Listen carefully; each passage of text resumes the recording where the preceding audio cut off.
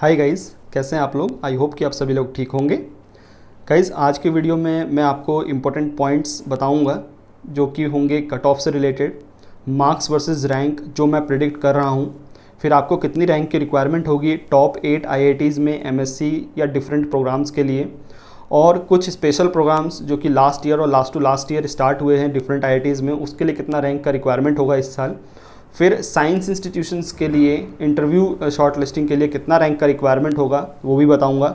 और फाइनली एक ऐसी अपॉर्चुनिटी जो कि जैम के थ्रू आप ले सकते हैं और बहुत सारे स्टूडेंट्स को नहीं पता है, क्योंकि ये बहुत लास्ट के दिनों में ही स्टार्ट हुई है अभी लास्ट ईयर से, तो वो भी मैं आपको बता दूंगा, एक्सप्लेन कर दूंगा, ताकि आप इससे आपको पता रहे और आप किसी को बता सकें या इनफैक्ट आप भी उसका फ़ायदा उठा सकें। तो सबसे पहले अगर मैं एक बार और यहाँ पर आपको रिवाइज़ करा दूँ कि मैंने एक लाइव सेशन में बताया था आपको कि इस साल जो कट ऑफ रहने वाली है वो कुछ इस प्रकार है कि जनरल कैंडिडेट्स का जो कट ऑफ होगा वो 16.5 से 19.5 मार्क्स के बीच में होने वाला है। ये एक प्रिडिक्शन है, हो सकता है 1-2 मार्क्स का ऐसे ऊपर नीचे हो जाए, बट इसी बीच में रहने वाला है, ठीक है। और ओबीसी कैंडिडेट्स के लिए जो कट ऑफ है वो 14 मार्क्स से 16 मार्क्स के बीच में रहने वाला है। एससी के लिए 8 से 11 और एसटी के लिए भी 8 से 11 मार्क्स के बीच में रहने वाला है। तो ये कट ऑफ जो है बहुत सारे फैक्टर्स को देख के हमने बताया है आपको, जैसे कि पेपर का लेवल क्या था, नंबर ऑफ़ कैंडिडेट्स कितने होंगे, अगर हम उसको भी एक एज्यूम कर लें कि 18,000 या 18,500। फिर ये भी देखा जाता है कि हर एक कैंडिडेट का परफॉर्मेंस क्या है एग्ज़ाम में। तो अभी हमें पता है जैसे कि 300 से 400 स्टूडेंट्स ने जैसे हमें बताया है कि क्या पेपर था, कैसे उन्होंने किया है, उसके बेसिस पर हम बता सकते हैं। हालांकि कैंडिडेट्स के जो नंबर हैं वो बहुत ज़्यादा होते हैं, बट हम एक अजप्शन मान लेते हैं कि हाँ इसी के आसपास रहने वाला होगा। तो कट ऑफ प्रेडिक्शन एक बार और मैंने आपको यहाँ टेबल फॉर्म में बता दिया है।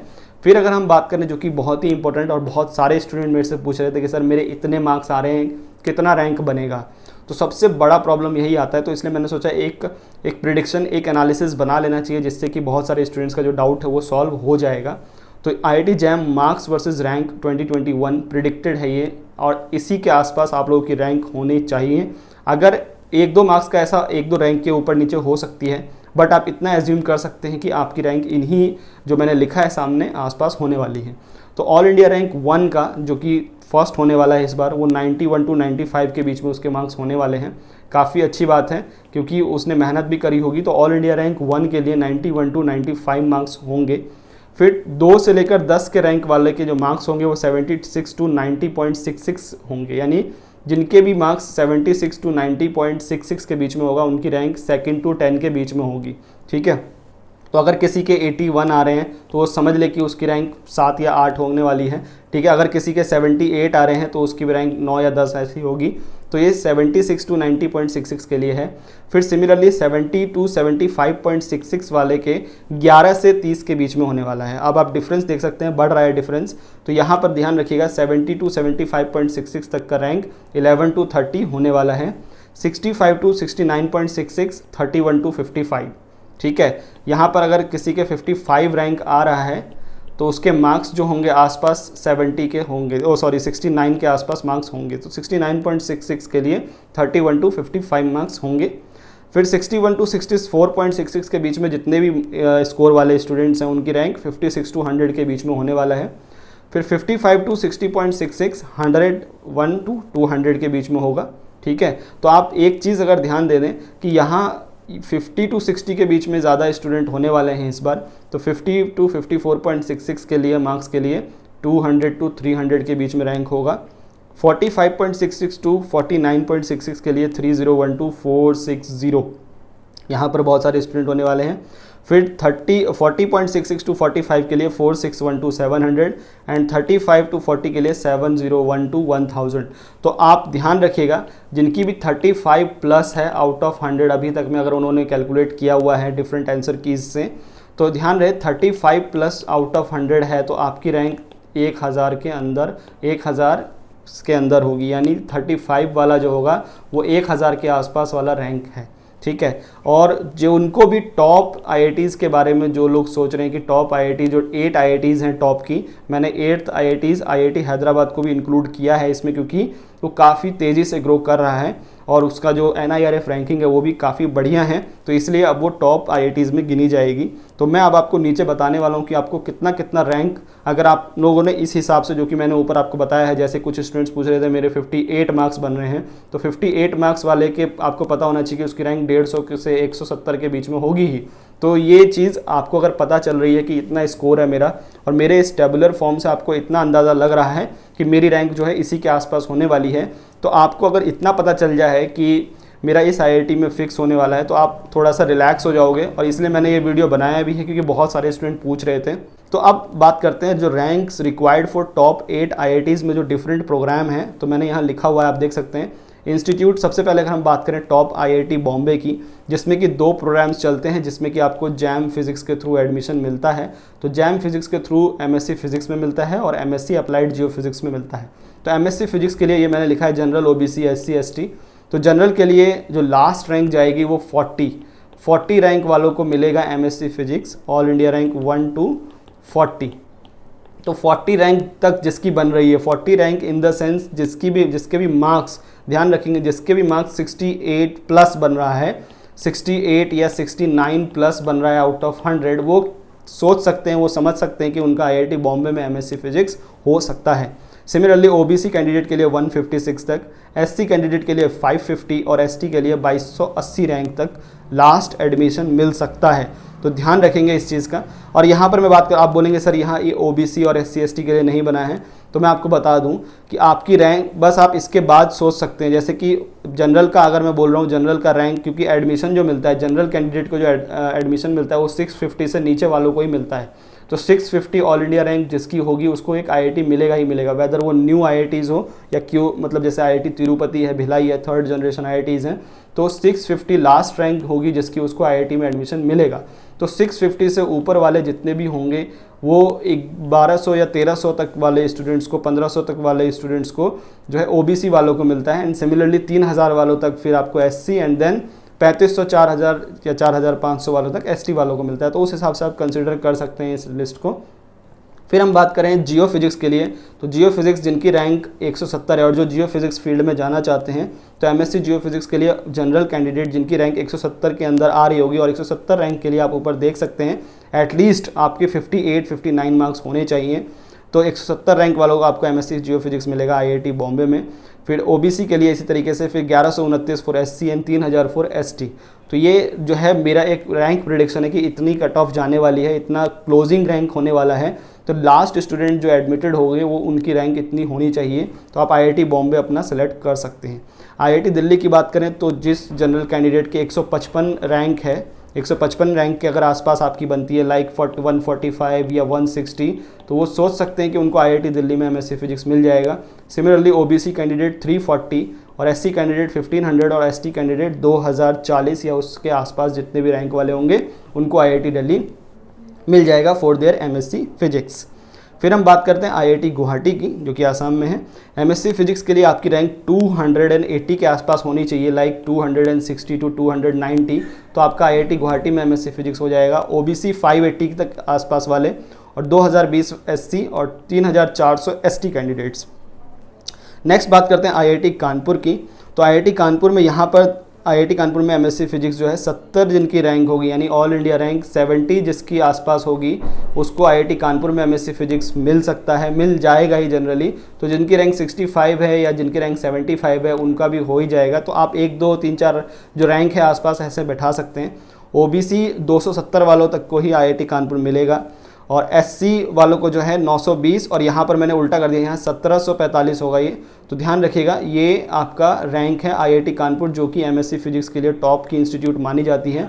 तो आपको 70 के आसपास रैंक लाना पड़ेगा for IIT Kanpur MSc physics. और 70 के आसपास रैंक कहने का मतलब मेरा ये हो गया कि आपके जो मार्क्स होने चाहिए वो 63 प्लस होने चाहिए, तभी आपकी रैंक जो है वो इसके आसपास बैठेगी। तो अगर हम बात करें फिर नेक्स्ट, IIT खड़गपुर में 2 प्रोग्राम हैं बेसिकली, एक है MSc फिजिक्स और एक है MSc plus PhD medical physics. तो MSc फिजिक्स के लिए जनरल कैंडिडेट को लास्ट जिनकी रैंक 220 के आसपास होगी उनको एडमिशन मिल सकता है IIT खड़गपुर में, जिनका मतलब ड्रीम है कि वो IIT खड़गपुर में मास्टर्स कंप्लीट करना चाहते हैं। तो 220 रैंक के आसपास होना चाहिए, और 220 रैंक के लिए आपको आपको ध्यान रखना कि 54 प्लस गेन करना है इस साल। और देखते हैं रिज़ल्ट, जब आपका अभी 20 दिन के अंदर रिज़ल्ट आ ही जाएगा, अराउंड 18 या 20 मार्च के आसपास। तो और ओबीसी कैंडिडेट के लिए 520 रैंक लानी है, एससी कैंडिडेट के लिए 1210 के आसपास और एसटी कैंडिडेट के लिए 2900 या 3000 के आसपास रैंक की रिक्वायरमेंट है।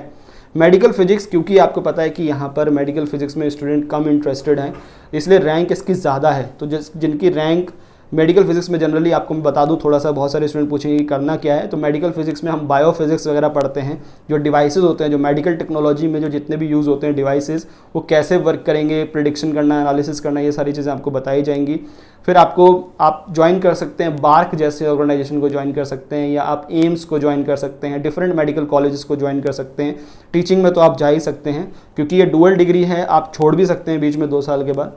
तो यहाँ 400 रैंक जनरल कैंडिडेट वालों को मिल जाएगा, और 1000 rank OBC, 3000 rank for SC and 3500 rank for ST.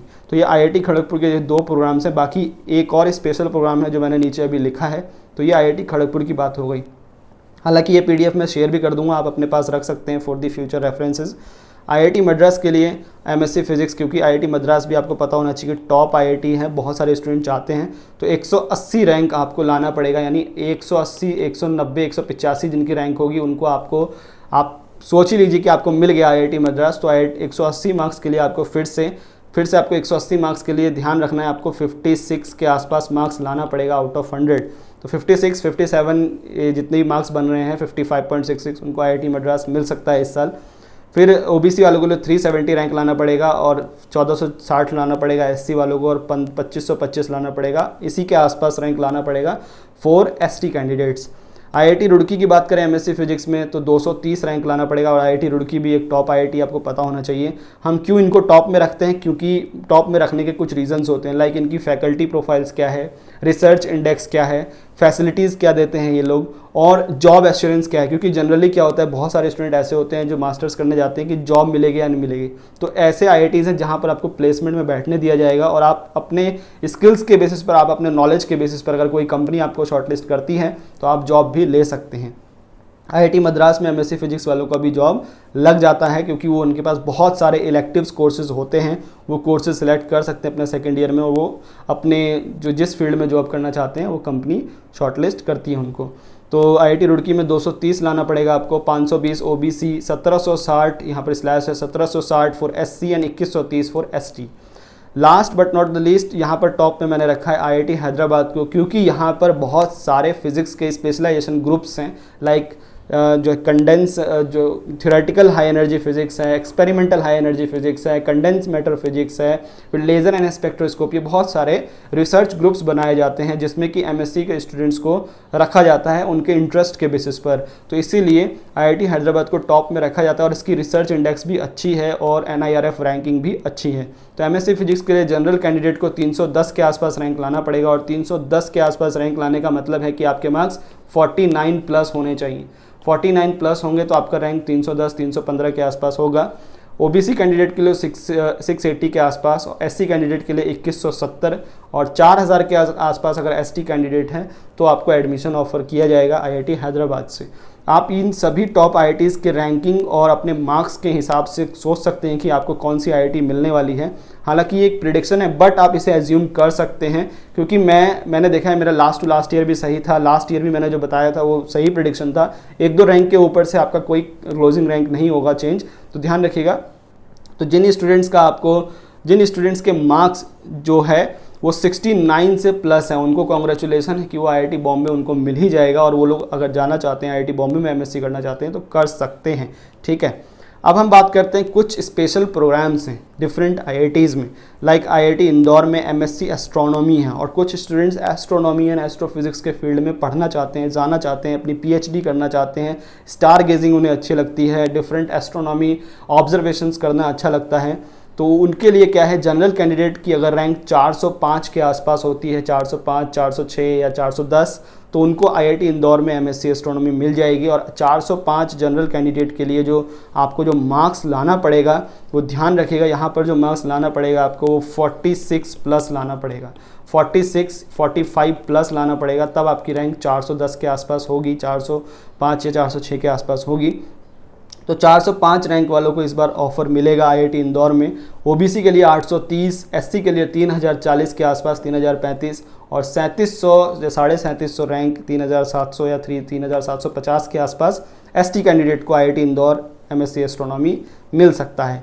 फिर हम बात करें आईआईटी जोधपुर में, एमएससी एमटेक एक प्रोग्राम यहाँ पर चलाया जा रहा है, वो है एक एमएससी फिजिक्स और एक है एमटेक इन मटेरियल साइंस। अलग अलग डिग्रीज हैं, बट आप यहाँ बीच में छोड़ नहीं सकते इस कोर्स को। 4 साल आपको पैक रहना पड़ेगा एक ही इंस्टीट्यूट में। फेलोशिप मिलेगी आपको, लेकिन तभी मिलेगी जब आपके एमएससी के लास्ट सेमेस्टर तक 8+ CGPA होगी। तो ध्यान रखिएगा, एमटेक में फिर आपको गेट नहीं देना पड़ेगा एमटेक के एडमिशन के लिए, आप डायरेक्टली एमटेक में जा सकते हो। लेकिन अगर आपको फेलोशिप चाहिए, क्योंकि एमटेक वालों को फेलोशिप मिलती है 12,500 रुपये, तो ये 12,500 रुपये अगर आपको चाहिए एमटेक के दौरान आईआईटी जोधपुर में, तो आपको एमएससी के लास्ट सेमेस्टर तक 8+ CGPA मेंटेन रखना पड़ेगा, तभी आपको फेलोशिप मिलेगी। अदरवाइज आप एमटेक की डिग्री कंटिन्यू कर सकते हैं विदाउट एनी फेलोशिप, लेकिन आप बीच में छोड़ नहीं सकते इसको एमएससी फिजिक्स के बाद, ठीक है। तो इसके लिए आपको 640 के आसपास रैंक लाने पड़ेंगे, 640 या 700 के आसपास भी होगा तो आपको मिल सकता है। 1170 OBC, 3590 for SC and 4100 for ST. तो ये रैंकिंग है आईआईटी जोधपुर के एमएससी एमटेक प्रोग्राम के लिए। एक स्पेशल प्रोग्राम है, 4 साल का प्रोग्राम है, जॉब आपको मिल सकती है एमटेक के बाद। आईआईटी आईएसएम धनबाद में एक प्रोग्राम है एमएससी टेक जियो फिजिक्स का, हालांकि अप्लाइड जियो फिजिक्स है ये, but Jio physics he consider कर लेते हैं। ये एक स्पेशल प्रोग्राम के तहत ट्रीट किया जाएगा, क्योंकि जॉब आपको मिल सकता है इसके बाद अच्छी खासी पैकेज की, 12 से 15 लाख रुपए की। तो 550 आपकी रैंक होनी चाहिए जनरल में, 1100 रैंक ओबीसी, 3500 के आसपास एससी और 5500 के आसपास एसटी स्टूडेंट्स को लाना पड़ेगा। और जो फिजिकल विद डिसेबल्ड स्टूडेंट्स अगर इस वीडियो को देख रहे हैं, वो ध्यान रखें कि जो एसटी के जितने भी रैंक है वो आपके लिए भी वैलिड हैं, ठीक है। फिर आईआईटी बॉम्बे में एक बहुत ही स्पेशल प्रोग्राम है और बहुत सारे स्टूडेंट पूछने वाले भी होंगे, MSc plus PhD dual degree in energy science and engineering. Energy science में एक प्रोग्राम चलता है, तो अगर आपकी रैंक 340 है या 350 है तो आपको आईआईटी बॉम्बे में इस प्रोग्राम में मिल सकता है एडमिशन। 430 ओबीसी, 2200 के आसपास एससी और 3500 से ज़्यादा यानी 4000 के आसपास एसटी वालों को मिल सकता है यह प्रोग्राम आईआईटी बॉम्बे में। इस प्रोग्राम का आपको पता है कि ये जो है इंटीग्रेटेड प्रोग्राम है, डुअल डिग्री है, MSc PhD in energy science, और एनर्जी सेक्टर में अभी बहुत ही रिक्वायरमेंट है, तो आप कह सकते हैं कि मोस्ट शॉर्ट जो है ये फील्ड होने वाला है अभी 1-2 सालों में। फिर आईआईटी खड़गपुर में एमएससी पीएचडी जियो फिजिक्स में आपको 460 के आसपास रैंक लाना पड़ेगा। फिर 1090 ओबीसी, 3370 के आसपास एससी और 3500 के आसपास एसटी कैंडिडेट को यहाँ ये जियो फिजिक्स मिल सकता है। और जनरली ये क्योंकि डुअल डिग्री रिसर्च के लिए बनाया गया है, तो आप रिसर्च के लिए आईआईटी खड़गपुर तो आपको पता भी होगा कि अच्छी है, तो आप जा सकते हैं इसमें अगर आपकी रैंक जो है वो इसके आसपास है, ठीक है। तो ये rank required for special program की बात हो गई। अब बात करते हैं कि rank required for science institutions की। क्या आप लोग जैम 2022 के लिए प्रिपरेशन कर रहे हैं और आप एक ऐसा प्लेटफॉर्म ढूंढ रहे हैं जहां पर आपको A to Z तरीके से प्रिपरेशन कराई जाए, टिप्स एंड ट्रिक्स बताई जाए, सिलेबस 100% कंप्लीट करा दिया जाए, प्रीवियस ईयर जो पेपर्स होते हैं उनको सॉल्व करके बताया जाए कि किस टाइप के क्वेश्चंस आते हैं जैम में, तो अनअकैडमी ने स्टार्ट किया अचीवर्स बैच। इसका ये पार्ट 3 जो है ये 1 मार्च से लॉन्च होने जा रहा है, तो आप इस बैच को ज्वाइन कर सकते हैं। ये एक प्लस टाइप बैच है जिसमें कि आपको पेमेंट करना होगा, कोर्स को परचेज़ करना होगा, लेकिन जब आप परचेज़ करने टाइम पर जो मेरा कोड है AKJHA100 उसे अप्लाई करते हैं तो इंस्टेंट 10% का आपको डिस्काउंट मिल जाएगा। और इसको ज्वाइन करने का जो लिंक है मैंने इस वीडियो के डिस्क्रिप्शन जो होता है वहाँ पर उसका लिंक दिया हुआ है, तो ज्वाइन करिए और स्टार्ट करिए अपना जैम का प्रिपरेशन आसानी तरीके से विद इंडियाज़ बेस्ट एजुकेटर्स। और तो आप ये ज्वाइन कर सकते हैं और इसका जो अनअकैडमी का जो ऐप है लर्निंग ऐप उसे डाउनलोड करना मत भूलिए। Thank you. क्योंकि वो जनरली आईआईटीज़ एक टेक्निकल इंस्टीट्यूशंस होते हैं, बट टॉप की आईआईटीज़ में एमएससी करना कोई प्रॉब्लम वाली बात नहीं। इनफैक्ट सेकंड जनरेशन में भी अगर कोई आप एमएससी करते हैं तो कोई प्रॉब्लम नहीं है, आप कहीं पर भी करिए, कोई प्रॉब्लम नहीं है। लेकिन अगर आपकी जो आपका रिसर्च एरिया है, मान लीजिए कि आपको कॉस्मोलॉजी में जाना है और वहाँ पर फैकल्टी ही नहीं है कॉस्मोलॉजी की, तब प्रॉब्लम क्रिएट हो सकती है। तो इसलिए चाहे आप कोई सा भी इंस्टीट्यूट ज्वाइन करें, मैंने बहुत सालों से आपको बोलता आ रहा हूँ कि हमेशा उस डिपार्टमेंट की वेबसाइट पर जाइए और फैकल्टी के प्रोफाइल को चेक करिए, रिसर्च एरियाज़ को एक्सप्लोर करिए कि वहाँ पर होता है, लेबोरेटरी फैसिलिटीज़ कितनी, अगर कोई एक्सपेरिमेंट के फील्ड में जाना चाहता है तो। फिर हम बात करें rank required for science institution की, जो कि हमारे पास 3 इंस्टीट्यूशंस हैं जनरली जो जैम के थ्रू एडमिशन देते हैं, वो है IISc बेंगलोर। तो यहाँ पर बहुत सारे कन्फ्यूज़न है स्टूडेंट्स के बीच में कि सर 500 के अंदर वाले होंगे कि नहीं होंगे। देखिए IISc ने अपना जो सिस्टम है वो चेंज कर दिया है। जनरली स्टूडेंट्स जितने भी 100 के अंदर होंगे उन्हीं को वो इंटरव्यू कॉल के लिए बुलाता है और उसमें से 10 या 15 स्टूडेंट्स को सिलेक्ट करता है अपने इंटीग्रेटेड PhD प्रोग्राम के लिए। और 2020 में क्योंकि कोरोना वायरस था तो बहुत सारा फ़ायदा हुआ स्टूडेंट्स को, क्योंकि यहाँ पर इंटरव्यू हुआ ही नहीं। जितने भी स्टूडेंट्स थे उनके score, BSc score, jam score या जेस्ट स्कोर के बेसिस पर उनको डायरेक्टली जो है एडमिशन दे दिया गया, इंटरव्यू नहीं हुआ। बट इस साल तो नहीं होने वाला है, तो इसलिए IISc बेंगलोर के लिए आप 100 के अंदर जो है जितने भी स्टूडेंट्स हैं वो सोच सकते हैं, 100% कंफर्म कर सकते हैं कि उनको इंटरव्यू के लिए कॉल आएगा। एप्लीकेशन डालना होता है और एप्लीकेशन शायद अभी कुछ ही 3-4 दिनों में स्टार्ट हो जाएगा एंड देन 10 स्टूडेंट जो है सिलेक्ट होंगे अपने इंटीग्रेटेड प्रोग्राम PhD का जो होता है। आइजर्स की बात करें तो जितने भी कैंडिडेट 1000 के अंदर होंगे उन सभी को हर एक आइजर में अप्लाई करना चाहिए। कुछ आइजर एप्लीकेशन फॉर्म लेती हैं, कुछ आइजर नहीं लेती। तो 1000 के अंदर जितने भी कैंडिडेट होंगे जनरल के उनको अप्लाई करना चाहिए हर एक आइजर में। उससे क्या होगा कि जनरली स्टूडेंट्स को वो बुलाते हैं, एक टेस्ट ले लेते हैं और एक इंटरव्यू लेते हैं, फिर वो 10 स्टूडेंट्स को अपने डिपार्टमेंट में सेलेक्ट करते हैं इंटीग्रेटेड PhD के लिए। तो उनको क्या काम होता है कि अगर वो ज़्यादा स्टूडेंट देखते हैं एप्लीकेशन आ रहा है तो वो रिफ्यूज़ नहीं करते हैं, वो रैंक के बेसिस पर डिस्क्रिमिनेट नहीं करते हैं, वो सबको बोल देते हैं ठीक है। लेकिन फिर क्या करते हैं, एक टेस्ट रख देते हैं, फिर उसमें से 150 या 200 स्टूडेंट को फिर शॉर्टलिस्ट करते हैं, फिर एक इंटरव्यू रखते हैं, फिर जाके जनरली वो जो है 10 स्टूडेंट्स को उसमें से सिलेक्ट करते हैं based on their performance in personal interview. फिर बात करें नाइजर की, जो कि टॉप नॉच साइंस इंस्टीट्यूशन है, रिसर्च इंस्टीट्यूशन है। यहाँ पर आपको 60+ स्कोर करना पड़ेगा IIT जैम में, जिससे कि आप शॉर्टलिस्ट हो जाएंगे नाइजर के इंटरव्यू प्रोसेस के लिए। और ये one of the best institute है इंटीग्रेटेड PhD के लिए। तो नाइजर के लिए स्कोर ज़्यादा चाहिए, 60 से ज़्यादा मार्क्स चाहिए। और 60 से ज़्यादा मार्क्स कहने का मतलब मेरा ये हो गया कि जिनका जो रैंक है वही समझ लीजिए कि 100 के अंदर ही रैंक है, उन्हीं को नाइजर जो है बुलाता है जो है इंटरव्यू प्रोसेस के लिए। क्योंकि टॉप नॉच है तो आपको पता है कि यहाँ पर आपको ज़्यादा रैंक लाना ही पड़ेगा। फिर इम्पोर्टेंट है, बहुत ही एक इम्पोर्टेंट मैं आपको बात बताना चाहता था, वो है कि IIT जैम का एक और यूज़फुलनेस जो कि लास्ट ईयर से ही मैं देख रहा हूँ बहुत सारे, क्योंकि मेरे पास नोटिफिकेशन आता है कि जब भी कोई प्रोजेक्ट असिस्टेंट के लिए जॉब निकलता है, टेक्निकल असिस्टेंट के लिए जॉब निकलता है, तो मैंने देखा है कि जितने भी, जैसे अभी IIT में ही एक IIT है, IIT तिरुपति में एक अभी वैकेंसी निकली थी जिसमें कि वो प्रोजेक्ट असिस्टेंट को बुला रहे थे, जिन्होंने वहाँ पर एलिजिबिलिटी लिखी थी BSc फिजिक्स चाहिए उनको, ठीक है, BSc फिजिक्स चाहिए, 60% से ज़्यादा होने चाहिए उनके पास, और साथ में लिखा हुआ था कि इनमें से कोई एक एग्ज़ाम क्वालिफाई होना चाहिए। तो प्रोजेक्ट असिस्टेंट ज़रूरी नहीं कि आप MSc फिजिक्स करने के बाद ही कर सकते हो, आप प्रोजेक्ट असिस्टेंट BSc के बाद भी कर सकते हो। तो वहाँ कुछ एग्ज़ाम्स लिखे थे, लाइक एग्ज़ाम लिखा था JEST/जैम भी लिखा था। तो अगर कोई कैंडिडेट है वो इस पोस्ट के लिए अप्लाई करता है तो ध्यान रहे, प्रेफरेंस उनको दी जाती है, जो प्रेफरेंस उनको दी जाती है जिनके पास जैम या जेस्ट का क्वालिफाइंग सर्टिफिकेट है, जिनके पास रैंक सर्टिफिकेट होती है, बस क्वालिफाइंग सर्टिफिकेट होना चाहिए। और इनकी जो सैलरी होती है, क्योंकि BSc के बेसिस पर जॉब लग रहा है तो ज़्यादा सैलरी नहीं होती है, 3 से 6 महीने का ड्यूरेशन का प्रोजेक्ट होता है, कोई उस पर काम करना होता है। Salary 18,000 depending upon the institute, 18,000 से 25,000 के बीच में सैलरी होती है। तो आप अगर आपने IIT जैम क्वालिफाई कर रखा है, मान लीजिए कि आपकी जो है रैंक बहुत ही ख़राब है, आपको एडमिशन कहीं नहीं मिला, आपने क्या किया, अपने किसी सेंट्रल यूनिवर्सिटी से MSc कर लिया है, ठीक है, और अब आप क्या कर सकते हैं, जैसे बहुत सारे project associate, research assistant, research associate के वैकेंसीज निकलती रहती हैं थ्रू आउट द कंट्री। तो आप क्या करते हैं, किसी पोजीशन के लिए अप्लाई करते हैं।